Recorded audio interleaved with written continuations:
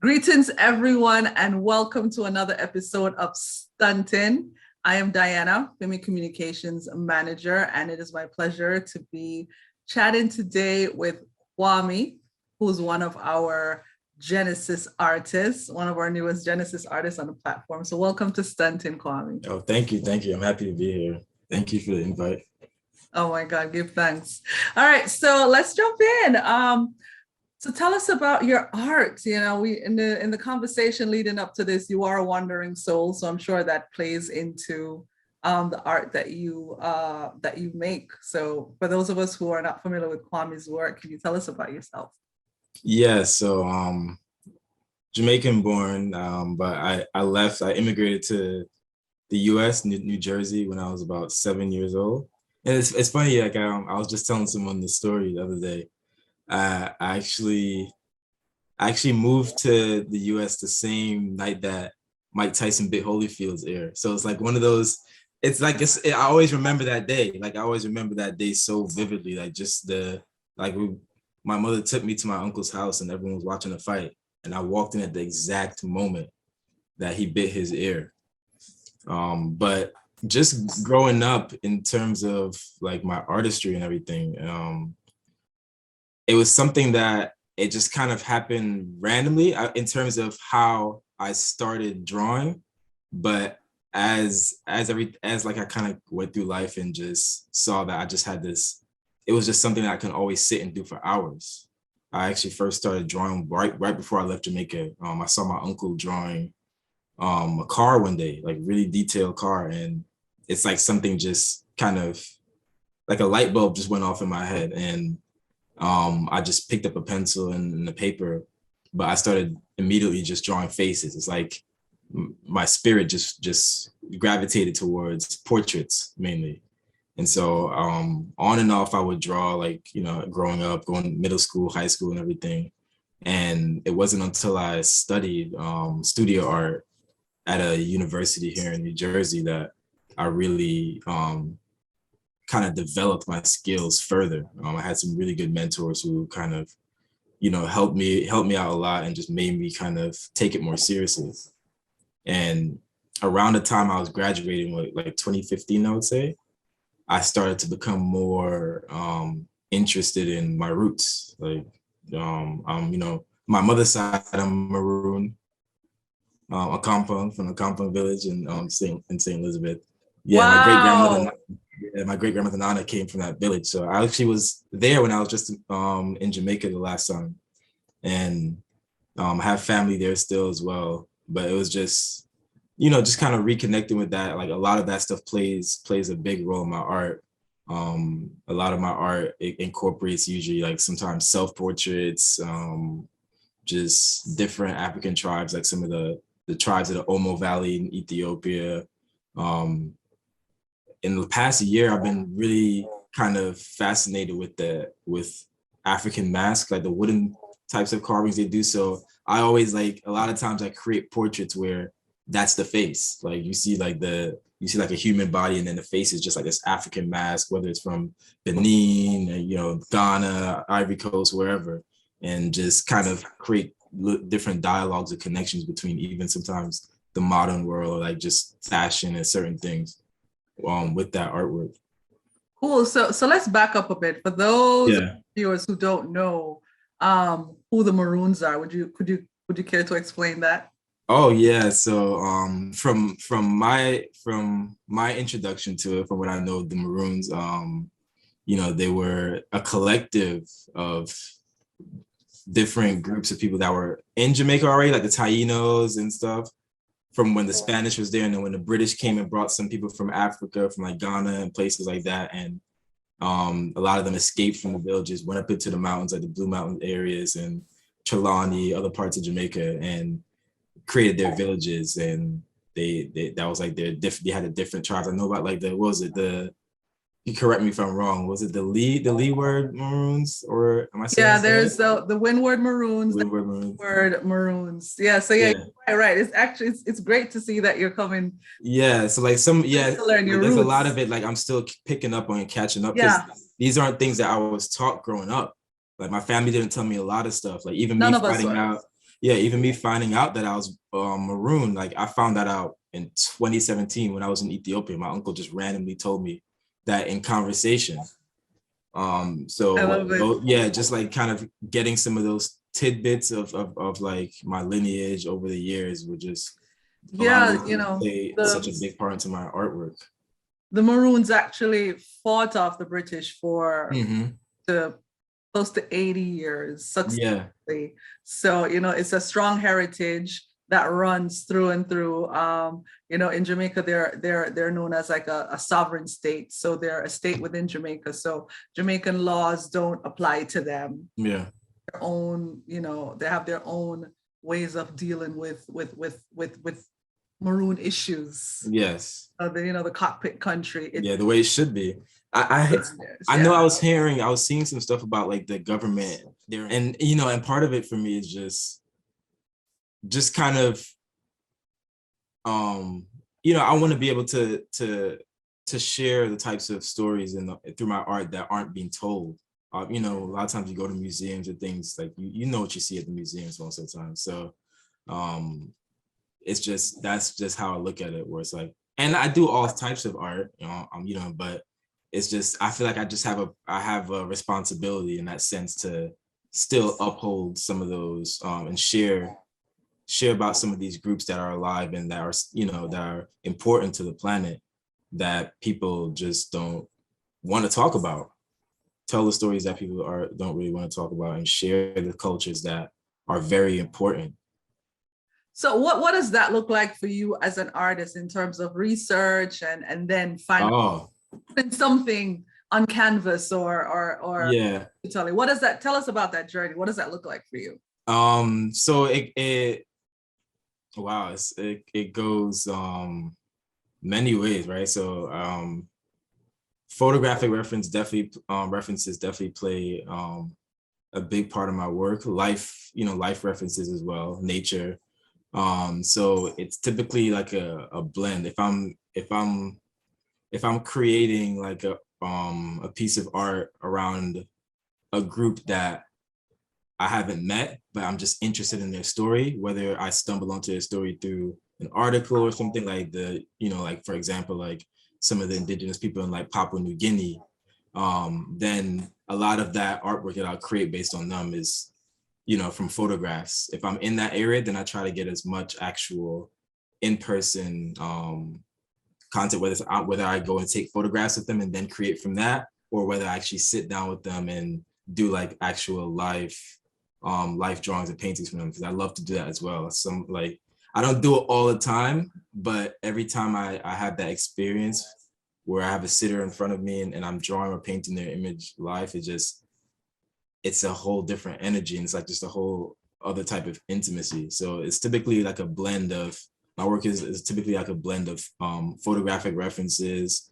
whether I source photographs, take notes, read articles, or whether I actually are photographing the subjects that I want. And sometimes I do a blend. So sometimes I'll do a blend of actual, like if I'm incorporating nature, I'll go outside and like look at certain trees and then draw and paint that, or add that into a reference of a human subject. Same thing with the African mask. Like I'll just source all different types of pictures or whatever I actually have in my personal collection. I'll incorporate all of those things. So what are you playing with now in the studio? Okay. Right now I've been, besides the mask characters, that's like an ongoing theme right now. I have a bunch of characters that are inspired by just like certain ancient stories, like the Anunnaki tales, and just certain types of stories, and like even just books like I've been reading They Came Before Columbus Mm-hmm. by Ivan Van Sertima. I've been reading that book for like the past year. I read very slow now. I used to read a lot when I was younger and just like read books like that, but over the years I became just like more about my personal experiences and like and just visuals. So just kind of incorporating those aspects. There are these I have a lot of characters that have different color skin, like purple skins, green skin, things of that. And it all kind of plays into just some of the texts and readings of like, you know, ancient cultures like the Dravidians, or like just even like, you know, certain people from Africa who, you know, they describe as like the blue people or things of that. So just kind of taking those readings and those stories and putting my perspective on it and putting my twist on it and actually creating characters with a certain story, even from the names that I give them. Like I'll play around with words that have a special meaning in Swahili. I use Swahili a lot to name some of these characters,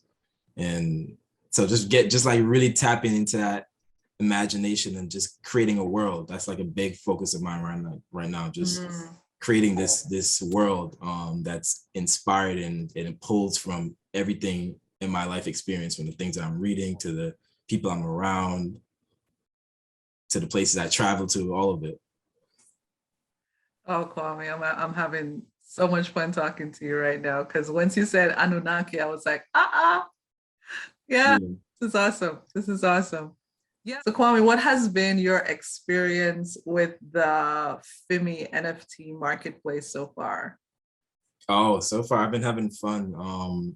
Really just experimenting and doing the test mints. Just even getting, you know, just even the call. I think it was on a Microsoft call we had the other day with you and the rest of the team, and just kind of getting that demo and that walkthrough. That was very cool and helpful. That was my first time having that experience with a marketplace. I've never been a part of that behind the scenes process to get that in-depth overview and just introduction to how the marketplace functions. So for me, that was very special, and I really appreciated that whole process. And even just, you know, just being able to test out those things before, you know, before it fully goes live, and give input and, you know, kind of report back any issues I'm having with certain wallets. That was such a cool process. And I think the main thing that I liked was the part of being able to allow the buyer to choose their own blockchain. So you have minted your art on different platforms, yes? Yes. Like I've minted on OpenSea, Hicketnung, because on the Tezos ecosystem, they have a bunch of platforms actually now. They have like Hicketnung, they have object.com, Versum, but Rarible, a little bit on Rarible, not too much, but yeah, I've had fun. Like I like to test things out. I'm one of those guys that I like to just get into something and just like really test it out and see where I can tweak my work, even, because that's one of the cool thing I like about certain platforms is that some platforms might have a certain aesthetic that can challenge me to actually think about other ways of presenting my work. So there's a community screensaver, for instance, that I was a part of last year on Polygon Network, and it was just cool. A lot of the artists there were doing these really vaporwave and glitch style works. So then I started incorporating that into my paintings and my artworks.